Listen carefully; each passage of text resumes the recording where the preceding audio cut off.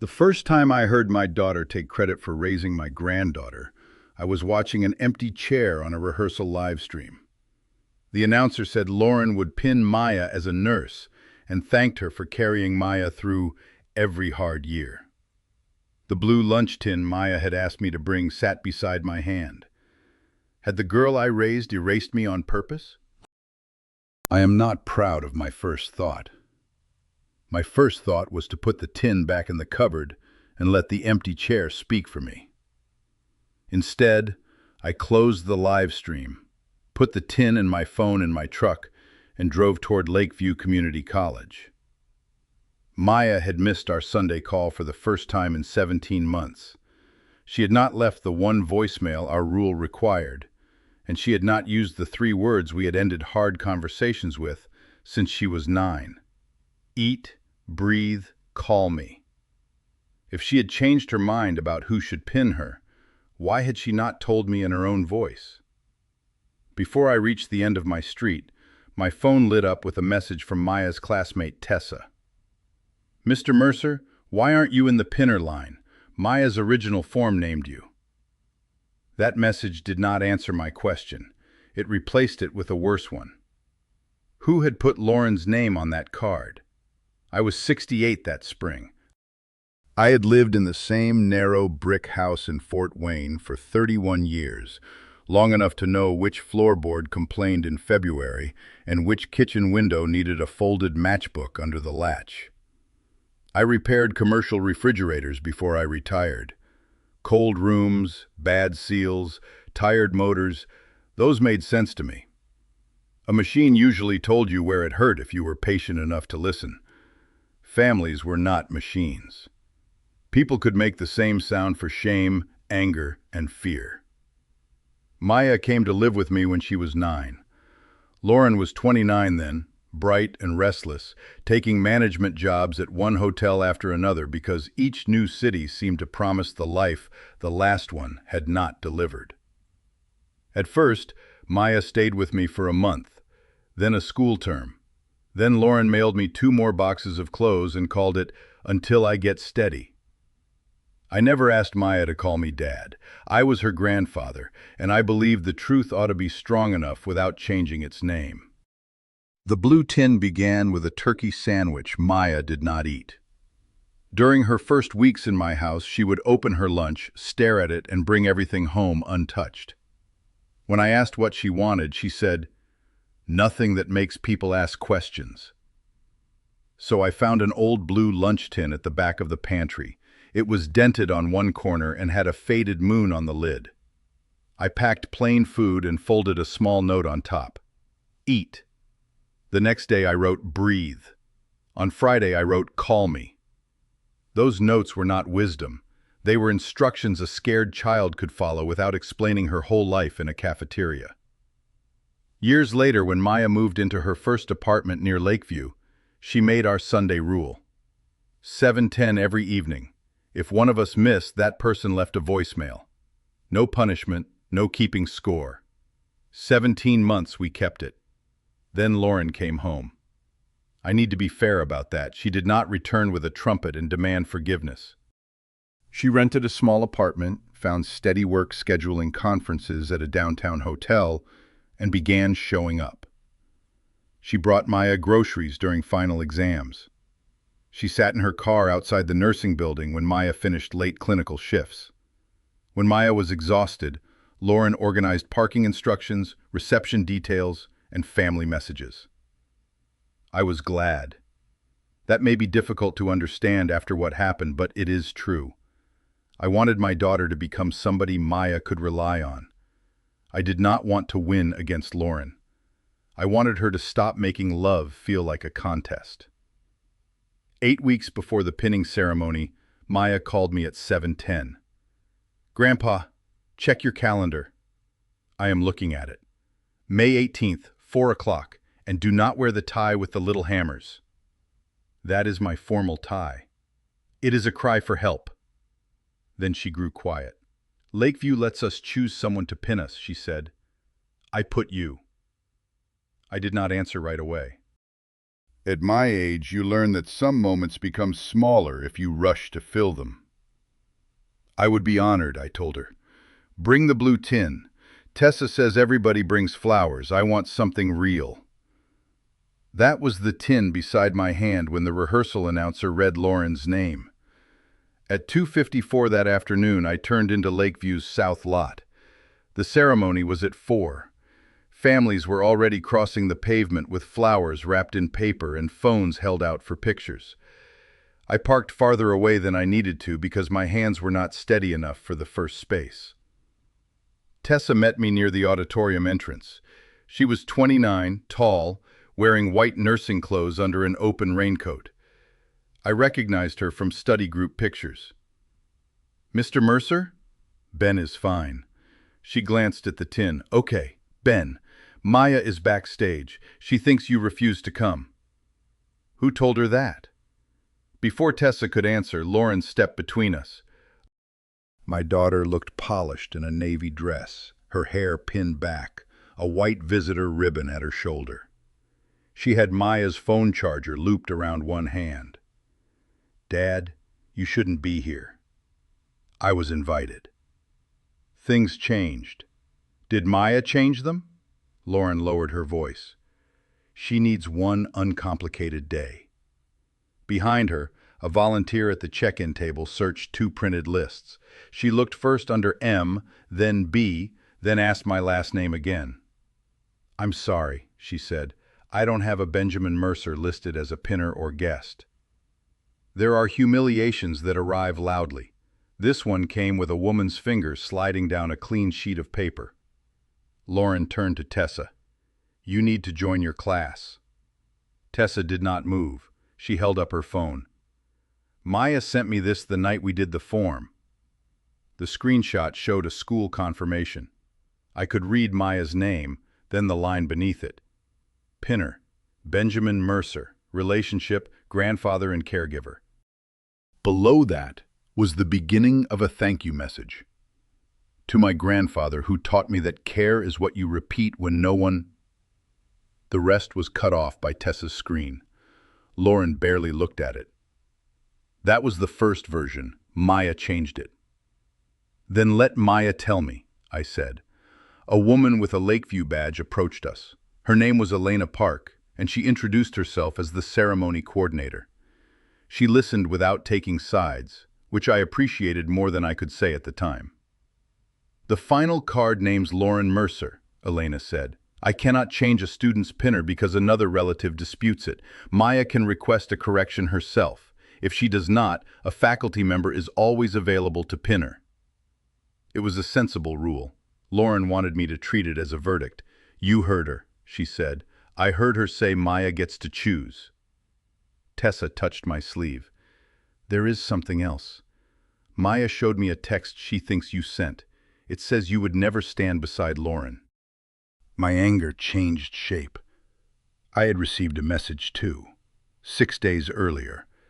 It came from Lauren after our missed Sunday call. "Maya chose me. She needs space from all the guilt. Please don't make her explain." I had replied that Maya could call me herself. Lauren answered that Maya was too hurt. Now Tessa was telling me Maya thought I had rejected her. "Can you get one sentence to her?" I asked.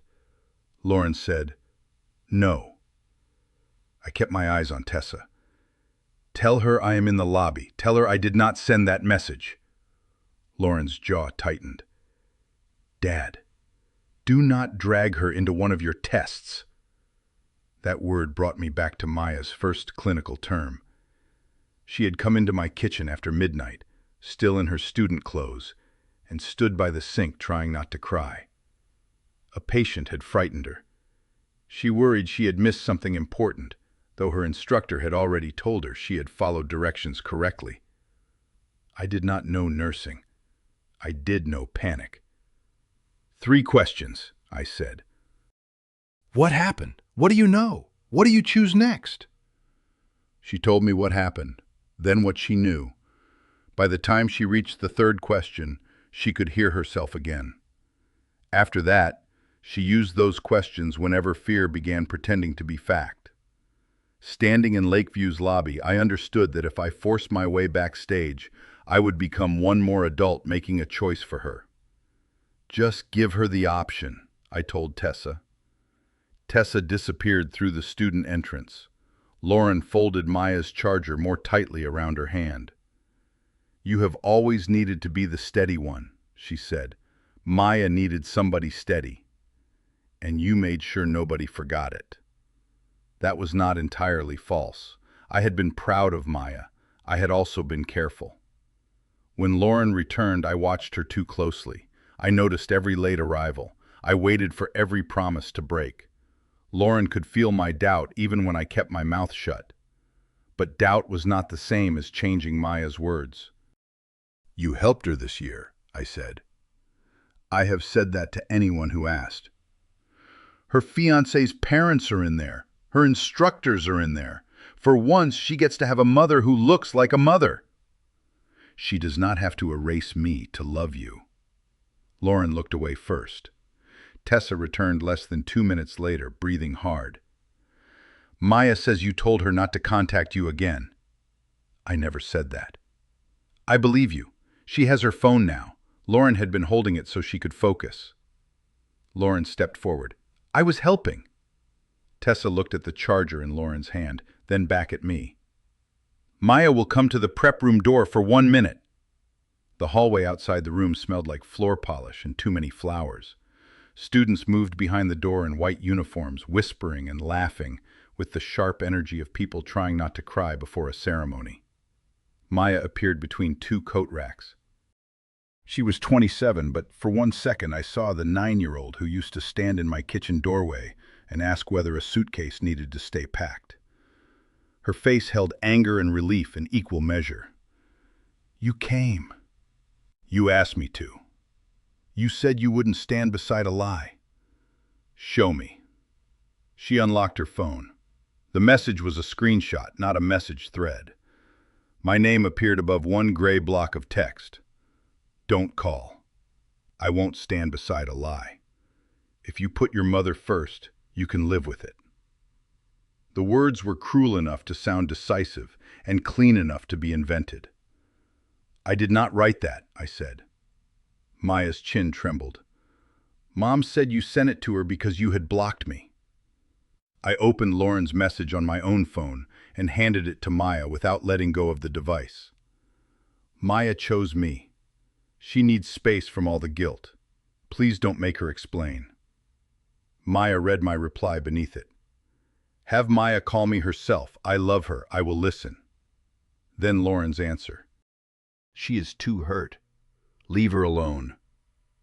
Maya looked from my screen to hers. Why didn't you leave a voicemail Sunday? I did. There isn't one. Check whether my number is blocked. Lauren spoke from behind us. This is ridiculous.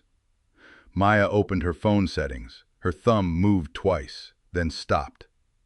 My contact was on her blocked list. She stared at it as if a locked door had appeared inside her own house. I didn't do this. Lauren said, you were overwhelmed. You asked me to give you quiet. I asked you to handle parking. And messages. You said you couldn't deal with everybody. Maya looked at me. I did say that. During finals, I gave her the RSVP email because she was helping with the reception details. There it was, the path into the room. Not a stolen password, not a broken system.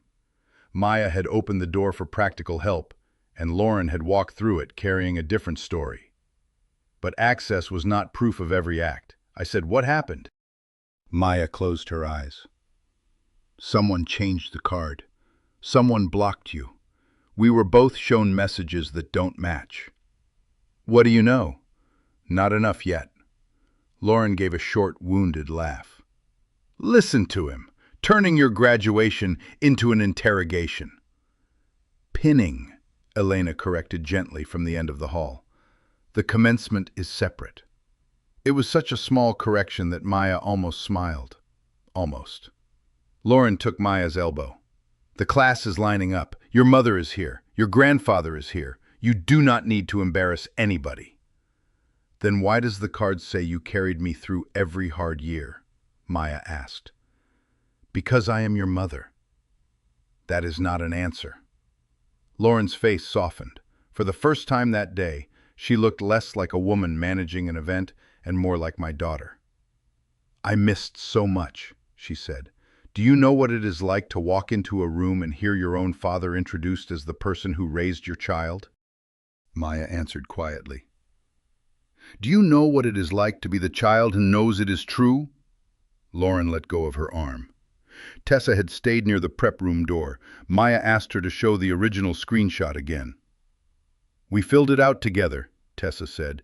You were worried you had spelled Benjamin wrong, so you sent me the confirmation. And then I forwarded it to Mom, Maya said, for the parking name and reception. You asked me to manage it, Lauren said. I asked you to help. Maya searched her email. The hallway grew quiet around the soft tapping of her thumb. She opened the original school confirmation. It named me. It held her original thank you. It showed what she had chosen 8 weeks before. It did not tell us who changed the final form. An email confirmation could show the earlier state. It could not point a finger. But then Maya opened the cropped screenshot Lauren had sent her after the supposed change. The image began at the words, "Final details confirmed." Everything above it was missing. Lauren had been the one forwarding the updates. Lauren had possessed Maya's phone on the afternoon my contact was blocked. Lauren had sent me the message saying Maya wanted distance. And Tessa had watched Maya make the original choice. No single item proved who had made every change. Together, they answered the family question. Maya had chosen me. Lauren had the access to revise that choice, and she had used 2 different messages, plus a blocked number, to keep us from comparing notes. Elena checked the clock. Maya, I need your decision in 5 minutes. You can keep the card as it is. You can use a faculty pinner, or you can ask me to correct the name and message. We will hold your place briefly, but I need the request from you. Maya looked at Lauren, then at me. Grandpa, what do you want me to do? That was the easiest moment in which to become the worst version of myself. I could have demanded the chair. I could have listed every meal, every fever, every parent-teacher meeting, every night I sat outside her bedroom until her breathing slowed. I could have made my love into an invoice and called it justice. Instead, I asked Elena whether the faculty option would embarrass Maya. Not at all, she said. Several students choose faculty. I turned to Maya. Then you have a safe choice. You can let a faculty member pin you today. We can decide what the messages mean tomorrow. Maya's eyes filled. You drove here to tell me I don't owe you the stage? You never owed me a stage. We moved into the quiet stairwell so the other students could line up. Maya sat on the second step. I sat below her because when she was a child, she hated adults talking down from above. I wanted Mom to be real this time, she said. Not just present, real. She has been present. She helped me all year. She did. I let her plan everything because when she sent parking maps and asked about flowers, it felt like the kind of mothering everybody else got without asking. There was no accusation in her voice. That made it harder. You were allowed to want that, I said. I knew she was telling people she got me through school. I didn't correct every little thing. That is different from changing your choice. Is it? I thought before answering. It may be part of how she believed she could. Maya nodded. She had asked what happened and what she knew. Now she had reached the third question. What do you choose next? Lauren entered the stairwell holding the charger like evidence of all the ways she had helped. Maya, if you put him on that stage after he turned this into a public accusation, do not call me your mother afterward. There it was. Not hidden in a screenshot, not relayed through anybody else. A clean threat in my daughter's own voice. Maya went still. Lauren, I said, take that back. No. You have spent 18 years waiting to prove she was better off without me. This is not about what I think of you. It has always been about that. Maya stood. Mom, did you change the form? Lauren's answer came too quickly. I corrected it. Did I ask you to? You said I could manage the details. Did I ask you to change Grandpa's name?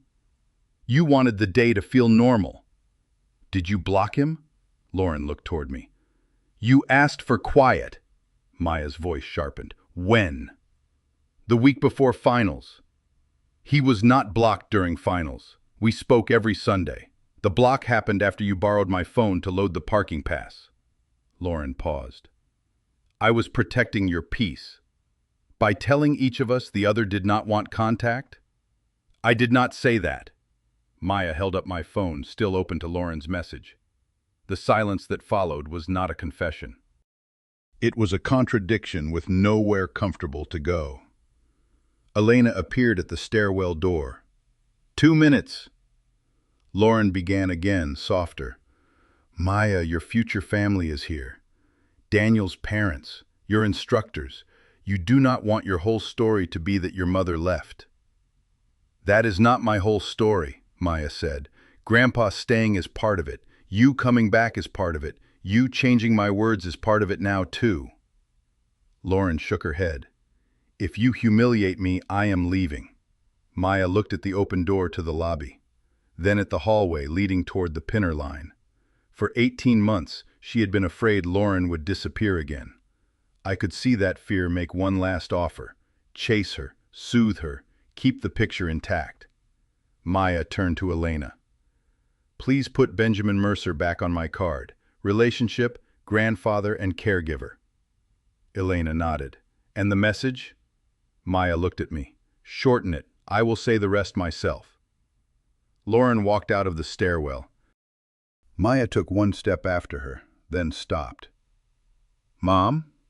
Lauren turned. You can stay as my mother, Maya said. You cannot stay as the person who gets to write everybody else's part. Lauren stood there for a long second.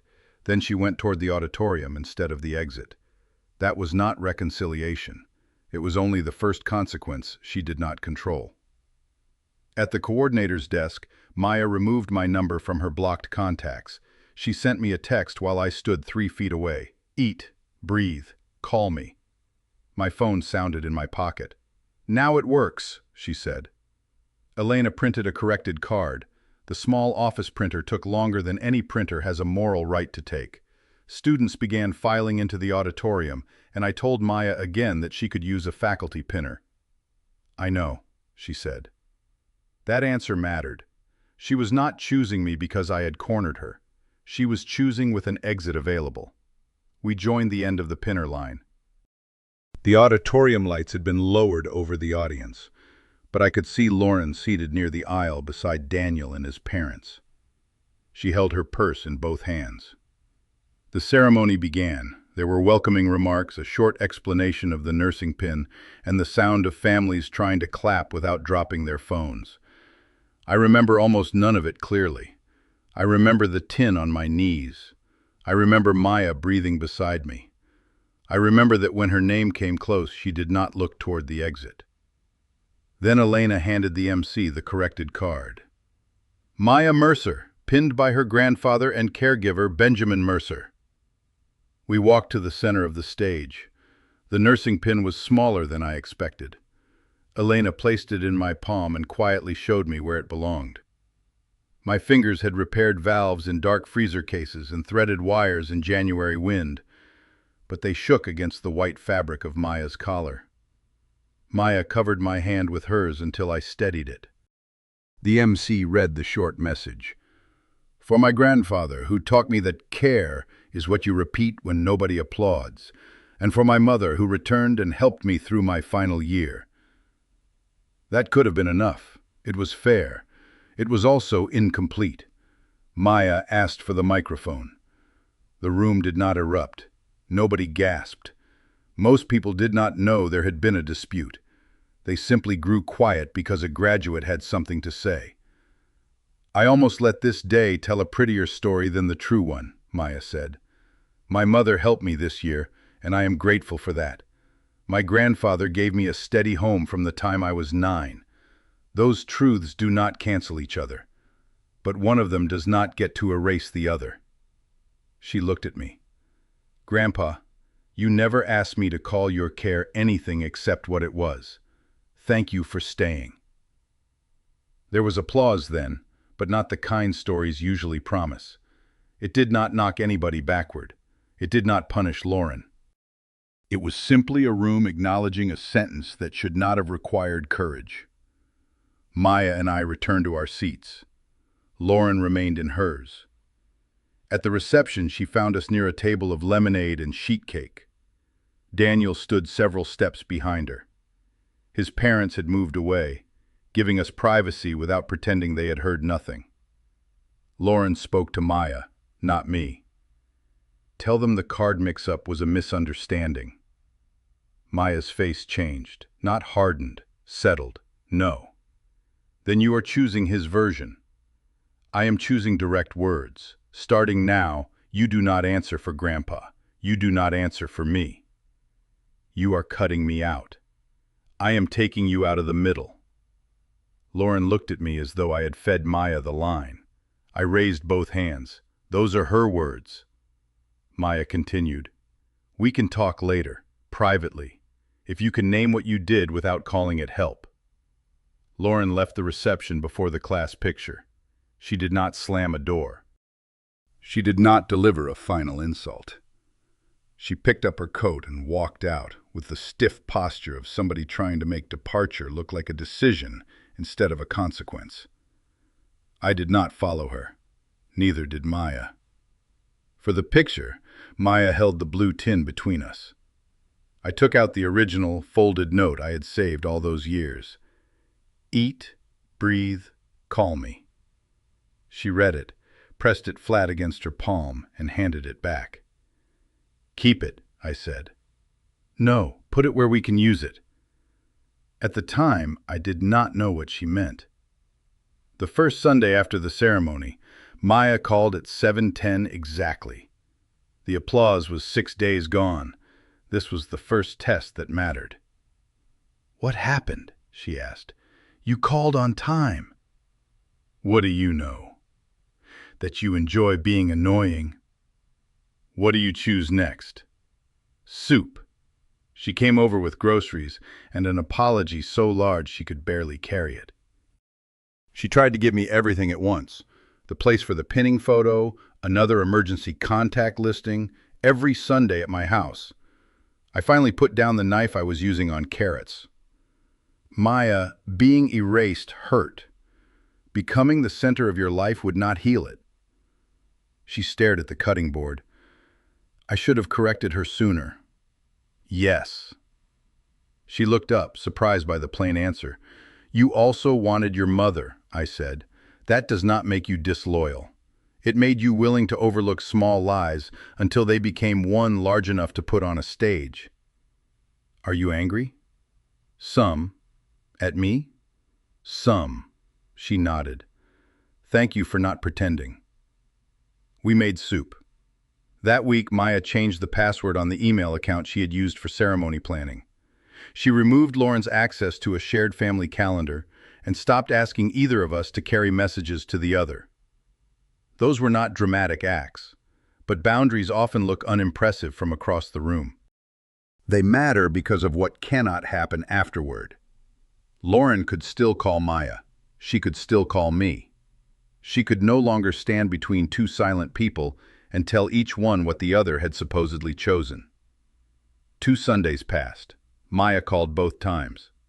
On the second one, she was late by 4 minutes and left a voicemail before dialing again. Rule is a rule, she said. That was when I began to believe the repair was behavioral, not ceremonial. I had my own work to do. For years I had told myself my life was full because Maya needed me. After she became an adult, I quietly kept my days arranged around the possibility that she might need me again. The missed call had terrified me partly because Lauren interfered, and partly because I had let one relationship become the main proof that I mattered. My neighbor Ruth had invited me to supper at least 6 times. I had declined 5 of them for no good reason. The 6th time, I carried over soup. The next week, Ruth brought cornbread to my house. Tessa came after an evening shift. Maya arrived late and tired, with her shoes in one hand. We sat around my kitchen table without a ceremony, a program, or a designated seat. I put the blue tin in the middle. Inside were blank slips of paper. "What is this?" Tessa asked. "Maya says we should use it." Maya took one slip and wrote 3 words. She folded it and passed it to Ruth. "Eat, breathe, call me." "That is not nursing advice," Maya said. "It is family advice." "Good," Ruth said, "because my nursing license expired before I was born." We laughed. The tin became part of Thursday's supper. Anyone could put in a note with one practical promise. "I can drive Tuesday. I will check the porch light. I made extra rice. Call before noon."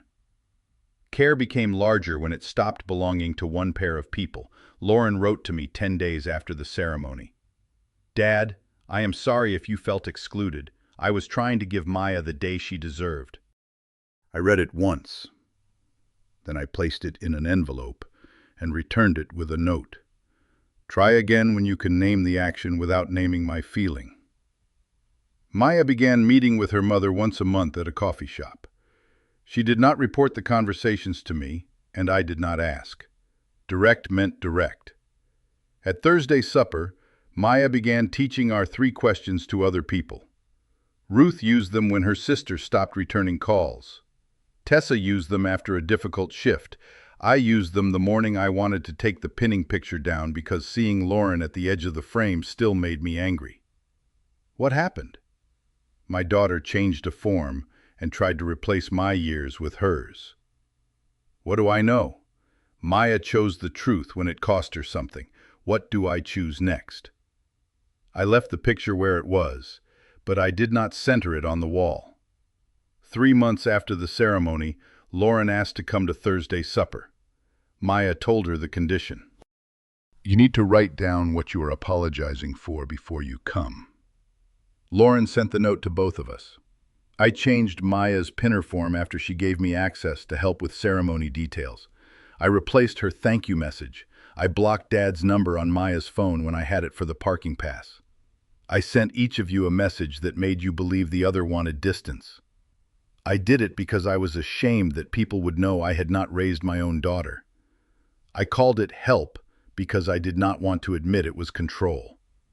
The note did not ask us to comfort her. That was new. Lauren arrived at 6 with a loaf of bread. She paused in the doorway as though waiting to be assigned a role. "You can put that by the soup," I said. She did. We began with ordinary things. Tessa's schedule, Ruth's porch step, Maya's dying basil. After the bowls were filled, she turned to me. "I was afraid if people knew you raised Maya, there would be no respectable place left for me." "That explains the fear," I said. "It does not replace the apology." She nodded. "I changed the form. I blocked the calls. I took credit I did not earn." Maya set down her spoon. "And what happens now?" Lauren asked. Maya answered, "You and I can speak directly, once a month for now. You do not get access to my accounts. You do not relay messages. You do not speak for me at work, school, or family events." Lauren looked at me. "And us?" "You may call me when you have something to say to me," I said. "I will do the same, but Maya is not our bridge." Are we a family? It was the kind of question that once would have pulled all of us into making promises too large to keep. "We are related," I said. "Family is what we do next." Lauren stayed for soup. She helped clear bowls, but I did not let her take over the kitchen. When she left, Maya walked her to the door. They hugged briefly. It was not forgiveness in a single evening. It was one honest meal. Afterward, Maya set the Sunday alarm on her own phone. 7:10. Repeat weekly. The pinning picture still hangs in my kitchen, off to one side. In it, Maya is holding her blue tin, "I am trying not to cry," and Lauren is visible near the edge of the frame. I considered cropping her out. I did not. Erasure is still erasure when the person deserves consequences. What changed was not the photograph. It was who got to explain it. On Sundays, Maya calls. On Thursdays, the tin sits on the table and collects small promises that people can actually keep. Lauren has come to 3 suppers now, always as a guest. That is enough for today. I used to think public credit was the opposite of being forgotten. Now I think being known is quieter. It is a person who recognizes your words when somebody else puts a false message under your name. It is a choice made with an exit available. It is a boundary that survives after the applause ends. Last Sunday, my phone rang at 7:10. Maya did not say hello. She said, "Eat, breathe, call me." And because the words were hers, and because they reached me directly, I knew exactly what they meant.